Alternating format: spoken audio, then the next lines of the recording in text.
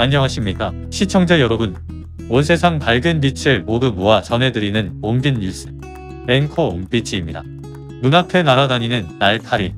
쫓아내려고 손을 내저어도 쫓아지지 않고 잡으려고 눈을 돌리면 사라졌다가 다시 나타나는 검은 물체, 또는 머리카락이나 거미줄이 묻힌 듯 떼어내려도 손에 잡히지 않는 검은 줄. 많이 답답하셨죠? 도대체 뭘까요? 오늘은 날파리증이라고도 불리는 비문증에 대해 알아보겠습니다. 함께 보시죠.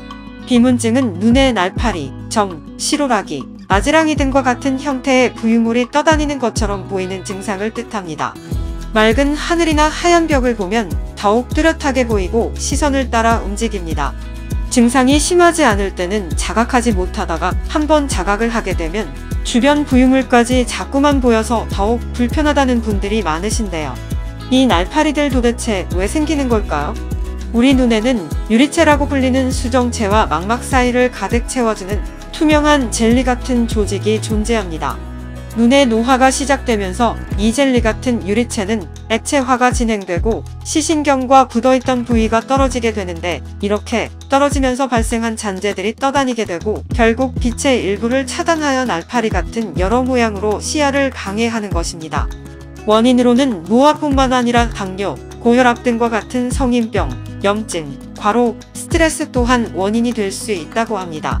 비문증은 한 번 생기면 보여지는 형태나 빈도가 줄어드는 정도의 증상 호전은 가능하지만 완치는 어렵다고 하는데요. 성가시다고만 생각했던 이 비문증, 망막열공이나 망막박리의 초기 증상일 수 있다고 합니다.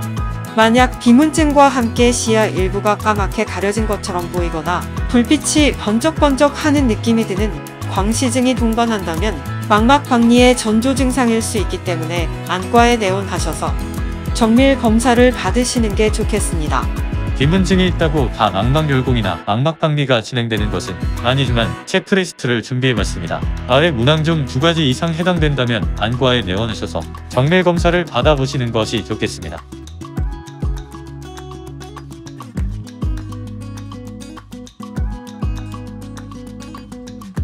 체크리스트에 해당하시는 증상이 있으셨나요? 저도 몇 가지 있었는데요. 저도 안과에 내원해서 검진을 받아봐야겠습니다. 오늘 준비한 정보는 여기까지입니다. 오늘도 유익한 정보 되셨길 바랍니다. 시청해주신 여러분 감사합니다. 온빛이었습니다. 안녕하세요. 온 세상 밝은 빛을 모두 모아 전해드리는 온빛 뉴스 시력캐스터 올리원입니다.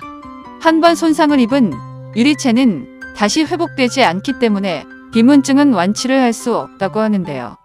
생리적인 비문증의 경우 유리체 혼탁이 눈에 큰 악영향을 끼치는 것은 아니기 때문에 크게 걱정하실 필요는 없다고 합니다.